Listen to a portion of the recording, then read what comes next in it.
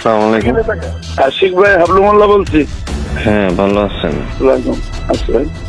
ভাই হ্যাঁ, বলেন। এই যে আমার শিশু মমিন, আপনি এখনকার সময় আপনার কে বিদেশে যে হচ্ছে মাদকের ব্যবসা করে?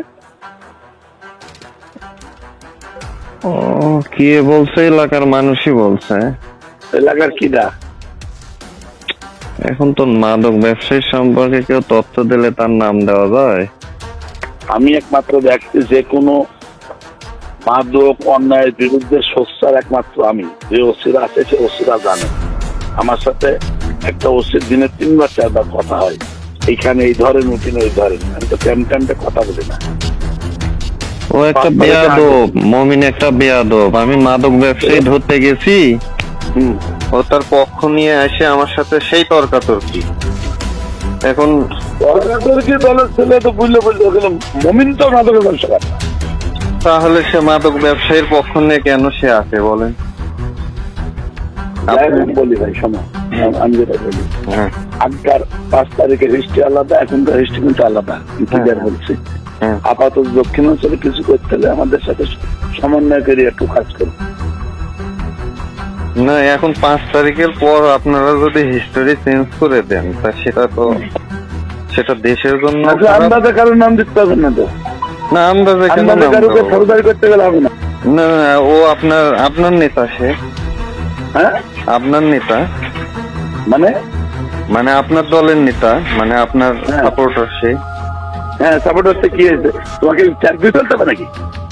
না না না না না, আপনি তাকে সাপোর্ট দেন, এই তো। সাপোর্ট দিতে বই না, সেটা পরিষ্কার করে বলেন যে হ্যাঁ সে আমার সাপোর্টার। হ্যাঁ, এই তো আমার সাপোর্ট। তো অন্যায় ভাবে তাকে কিছু বলা হয়েছে বলেন? ভাই দারোগা তো তোমার মতো বহুত এখানে চাকরি করে। হ্যাঁ, ও সিরাজ আমার সাথে অন্যভাবে কথা বলে কিন্তু। হ্যাঁ, আচ্ছা আচ্ছা। এর আগে একটা কাজও তুমি আমার যত আমার বিরোধীদের মতন এই এলাকার কাজগুলো করি, আবার তুমি ভাজতে ভাজতে এখানে ফিরে চাই দেবে না। আপনার বিরুদ্ধে কি করা হলো বলেন তো শুনি। তুমি ভাজতে ভাজতে আবার 5 তারিখের এখানে কি করতে চাইছো? তোমার বাড়ি কোনো খোঁজ নিতে গিয়ে আমার শিশু আছে, এই এসপি তোমার ঠিকানা লাগেনি, তোমাকে আমি চালিয়ে দিচ্ছি আর কি। না তোমার না, দলের এসপি সুদান মোসা আমার শিষ্য কোয়ালগ্রামের বাড়ি। তুমি খালুদারি কাজ তোমার খালুদার করে দিচ্ছি। তোমার বাড়ি তো আমি ইয়াবা ব্যবসা বানিয়ে নিয়ে দেবো তোমাকে। কি হয়েছে? কি বললেন? তোমার বাড়ি তো লোককে বানিয়ে দেবো, একটা ভালো লোককে। কি বানায় দেবে? তুমি এটা আমার ভালো লোককে তুমি একটা ইয়াবা ব্যবসা বানিয়ে দিচ্ছ, প্রমাণ করতে হবে তোমাকে। আমি যখন কাজ করব তখন তো প্রমাণ করেই করব যে হ্যাঁ সে এটার সাথে ইনভলভ। না, আপনি কি বললেন যে আমার বাড়িতে ইয়াবা ব্যবসায়ী বানায় দেবেন? কারে কি শোনাচ্ছেন আপনি? আমার 14 গোষ্ঠীর কেউ ওগুলো দেখেই না তো। কি বললেন যে আপনার দলের হলে তাকে কিছু বলা যাবে না, এই তো? না না না না, অন্যায়কারীকে বলা যাবে, ভালো লোককে বলা যাবে না। তা আপনি ওর এলাকার যে মানুষগুলা বোঝেন। আমি এলাকার লোক অনেকের সাথে কথা বলছি, হ্যাঁ হ্যাঁ হ্যাঁ, খোয়াদের সাথে কথা বলছি। আমার এলাকায় ওই এলাকায় যেসব শিক্ষিত ছেলে পেলে যারা আছে তাদের সাথে কথা বলছি। বলছে না, কোনোদিন আমরা সাথে জড়িত না। আমরা প্রচার হলে কি বলবো? আশিক দারোগা চালাইছে। না, আমি খোয়াদের সাথে কথা বলছেন আপনি শিওর? হ্যাঁ, খোয়াদ আমার শিষ্যরা ভাই। হ্যাঁ হ্যাঁ, তোমার মতন দারোগা ভোদা হবে একটা দাদা পানি। এগুলো কি ওলট পালট কথা বলেন আপনি? আমার লোকের ভয় লাগছে কেন? না, আপনি কি ওলট পালট কথা বলেন? আর আপনার কথা মতো আমাদের চলতে হবে, এটা আপনারা কে বলছে? আর এর আগে আপনার সাথে কি করা হয়েছে? এর আগে আমি বলছিলাম যে পতাকপুরীকে ধরার দরকার না, এটা মীমাংসা হয়েছে। অনেকদিন ওসি সাহেবের কথা বলে যে ভাই এটা মীমাংসা হয়েছে, এরা দায়ী, মীমাংসা পত্র দিয়ে কিন্তু ফাইনাল দেবো। আচ্ছা, তো সে মামলা যে এখন ওসি সাহেব নিজে ধরালো? না না, ওসি সাহেব ধরাই। ওসি সাহেব বললো আশিক যাই ধরে নিয়েছে, তারপর তো আমি তারপর ছাড়ি দিলাম তখন। হ্যাঁ, আবার যে ধরালো এইটু তো ভাই কায়দাকে ধরাইছো। হ্যাঁ, এবার যে ধরলো, এবার ধরলো না, আশিক ধরছে। আমি ধরছি না, ওসি সাহেব নিজে এসে ধরে নিয়ে গেছে। আপনি জানেন না সেটা? আপনার সাথে না এত মিল ওসি সাহেবের? আপনি জানেন না পুলিশের চাকরির আসামি হলে ধরতে পারে? ও, মানে আমি ধরলে সমস্যা, আর ওসি সাহেব ধরলে আপনার সমস্যা নাই, এই তো? এর আগে কিন্তু মীমাংসা যেটা প্রথম ধরল, হ্যাঁ তারপরে এটা কিন্তু বলা ছিল না, না, সেটা সেটা সেটা মীমাংসায় এই দিন ধরে না। সেটা তো মামলা আমাকে দিছে, আমাকে উনি বলে দিছে যে এই মামলাটা মীমাংসা হয়ে যাবে। হ্যাঁ, উনি কি বলে দিছে আমাকে? আর পরে যখন ধরালো তখন কি হিসেবে ধরালো? আসলে ওইটা দেখ, আমাকে এটা একটু প্রমাণ দিতে হবে যে এটা না না, আপনি কথাবার্তা উলট পালট কথাবার্তা শুনেন। সবাইকে কিন্তু ভাবেন না যে আপনার চামচামি করবে, এই কথাটা মনে রাখেন। আমি চামচামো দরকার, আমার ওরকম দারোগা দরকার নাই। আপনি দারোগা দরকার না থাকলে আপনি দারোগা নিজে বানায়া নিয়ে এসে রেখে দেন এখানে, বোঝেন নাই? আমি চাকরি করি, আমি আমার মতন করে, যেটা সরকারি নিয়মে আছে ওইভাবে করব। আমি আবার বলতেছি, মমিন একটা বেয়াদব। শিক্ষিত সে হতে পারে, সে বেয়াদব। সে আমি মাদক ব্যবসায়ী। আপনি আপনি আপনি কথাবার্তা এভাবে বলতেছেন কেন?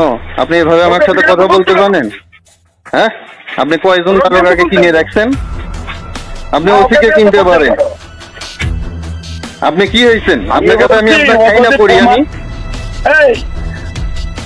আপনি যেভাবে কথা বলতেছেন এভাবে কথা বলেন কেন? আপনার খাই না পড়ি আমি? না আপনার টাকায় কোন চাকরি নিতেন? হ্যাঁ, আপনি দারোগা পকেটে রাখেন, ওসিকে পকেটে রাখেন। না না না, পকেটে কথা বলি না আমি। আপনি এসব ফালতু কথা কোথায় পাইছেন?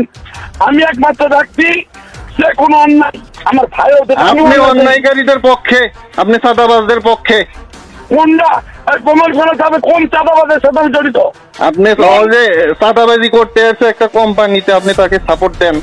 আপনি মাদক এলাকায় খারাপ লোক, তাদেরকে আপনি সাপোর্ট দেন। আমি কোনো সাপোর্ট দিই?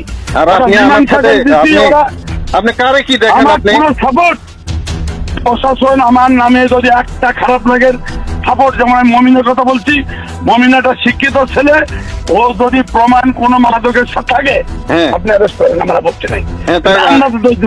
হ্যাঁ, সেই কথা আপনি এভাবে বলেন। আপনি ওলট পালট কথা বলেন কেন? যে আপনার এলাকায় আমার এসপি আছে, আপনার মাদক দিয়ে এই করাবো ওই করাবো। এলাকায় কি করতেছেন আমি জানি না।